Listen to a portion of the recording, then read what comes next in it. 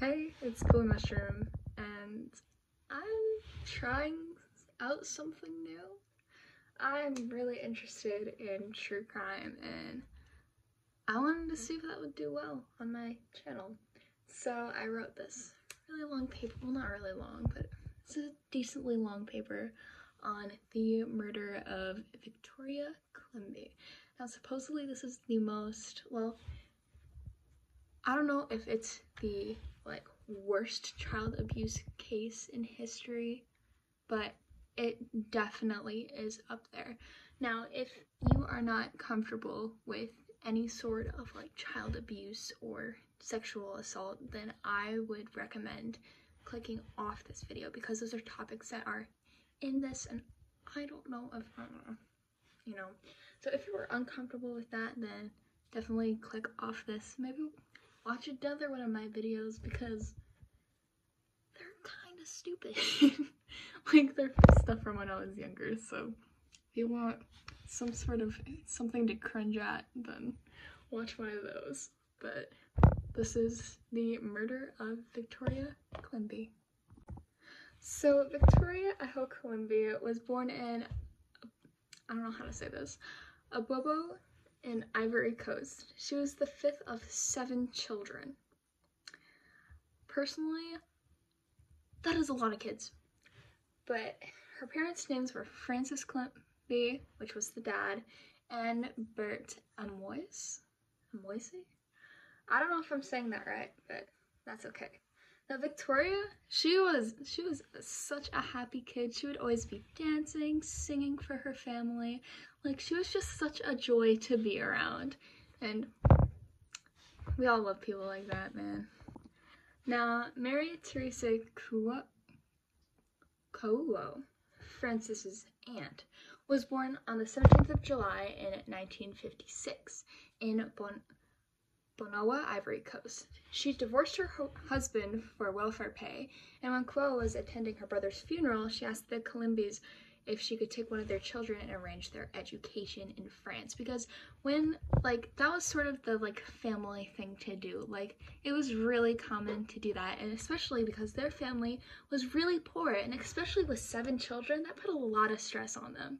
So, of course, they're gonna be like, oh, sure, you can take one of our kids and, move them to France. And that's basically what happened. They all moved to France, and it was going somewhere, because when she started up school, she they noticed that there was a lot of absences, and so there was a social worker sent over to the house.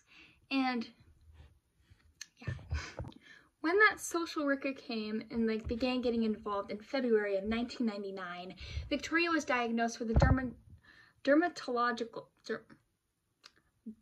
I don't know how to say that, but it was a condition that made her have to shave her head and wear a wig.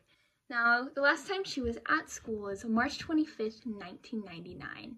When they left France, Kouo, I'm just gonna call her Mary Teresa, because that's her first name, but it's more common to call people by their other names, their last names. But she owed the authorities 2,000 euros after being wrongly paid in child benefit. So it was claimed that Kouo viewed Victoria as a useful tool to gain those benefits. On the 24th of April, 1999, Mary Teresa and Victoria left France and relocated in the United Kingdom, where they settled in Ealing, West London.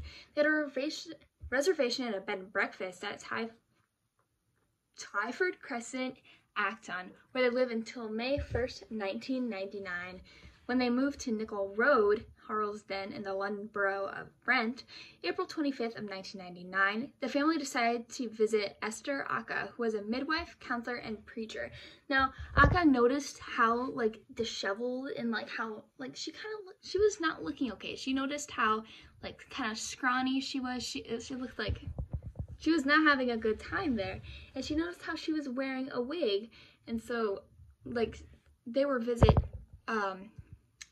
So Mary was visited 7 times by a social worker. Now, personally, if that was me, I'd be I'd be kind of concerned. maybe like I should start like, you know, taking care of my kid if I've been visited 7 times by a social worker. But the social workers didn't do anything. They just let it keep happening. So if I was one of those social workers being called to that house 7 times, I would think something is up. But apparently they didn't. It didn't raise any bells to them. In July, Victoria was sent to a central Middlesex hospital.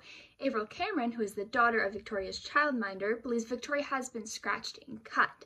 Mary Teresa blames the scratches and cuts from the itches from the scabies, which, if someone has scabies, if your kid has scabies, you're going to want to get that checked out. And it didn't even say if they did anything about it because,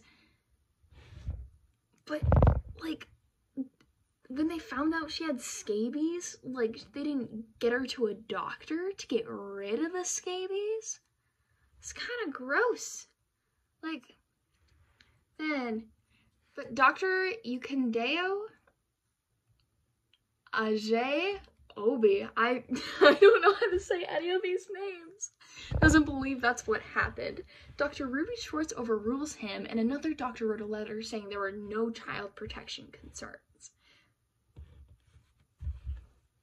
If a child showed up in my hospital with scabies, I would be really concerned. Like, what are the living conditions that this kid must be in to have scabies and then have it left untreated? Like, that just doesn't make sense to me. That baffles me.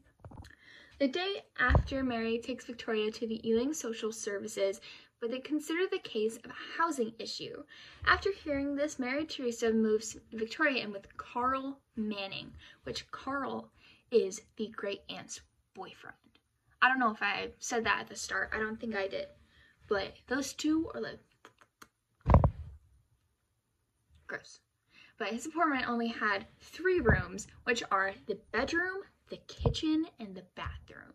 Victoria was forced to sleep in the bathtub. On July 24th, Victoria was sent to North Middlesex Hospital after receiving scalding to her head. Social workers never actually asked Victoria what happened.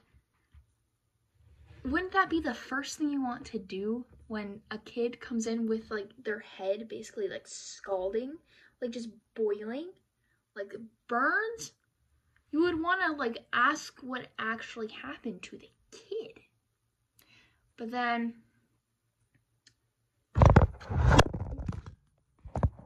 apparently not. Now, PC Karen Jones never visited the apartment because of fear of catching scabies. Now, you see, if that was still a problem going in on the, like, in the house where she's living at, wouldn't you do something about it? Like, would the child be taken away that is, like, endangering a child of having mites dig into their skin? A lot of things in this case just don't really make sense, and it baffles me. And then Mary Teresa explained that they poured boiling water over Victoria's head because it was itchy and that she harmed herself accidentally with a fork and spoon. Now, the night before Victoria's death, she was taken because she was unconscious of malnutrition, hypothermia, and multiple organ failures. Originally, Victoria was supposed to be taken to the hospital. However, the state of Victoria scared the mini cab driver so badly that he took her to the Totem ambulance station instead. Victoria was immediately rushed to the emergency and accident unit in North Middlesex Hospital. After being at that hospital for a bit, she was transferred into the intensive care unit at St. Mary's Hospital.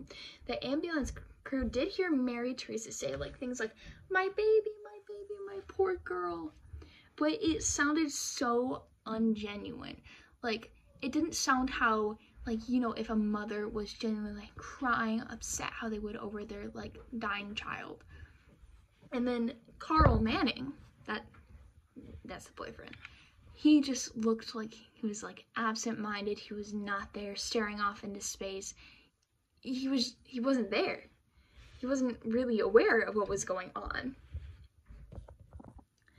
Eventually, in February 25th, 2000, Victoria was pronounced dead of hypothermia. Over 128 injuries were found all over her body. Now this is like burn marks, bruises, scars, scalding like head marks, blisters all over her body. Officials say this is the worst case of child abuse they have ever seen in all their years of working. This is possibly one of the worst child abuse cases in history. Then Victoria was bound, beaten, starved, like cut, and sexually abused. It's not okay. The day after Victoria's death, so February 26th, Carl Manning and Mary Teresa Kua were put on trial. Both were charged of child cruelty and murder.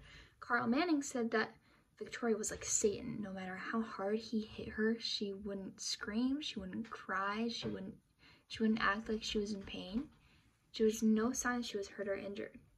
But Manning pled guilty to these charges, while Mary Teresa said she wasn't guilty. That there's so much evidence against you. How'd you plead you're not guilty? But it's just kind of crazy.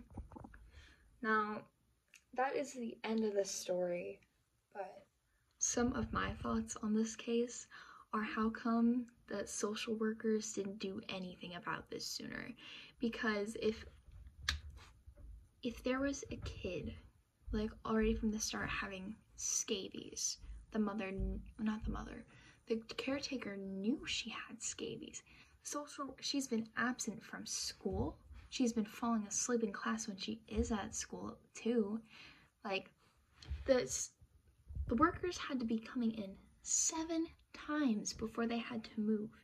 And the aunt was getting money, like, she owed 2,000 euros, like, to pay back the government because she was getting money just for taking care of Victoria. But she wasn't taking care of Victoria. That was her death. She died because she was in the care, because she wanted, her family and her wanted better education. And the thing is, Victoria was excited to go with her aunt, who had ended up being her killer. This is one of the saddest cases I will probably ever cover. But this is just...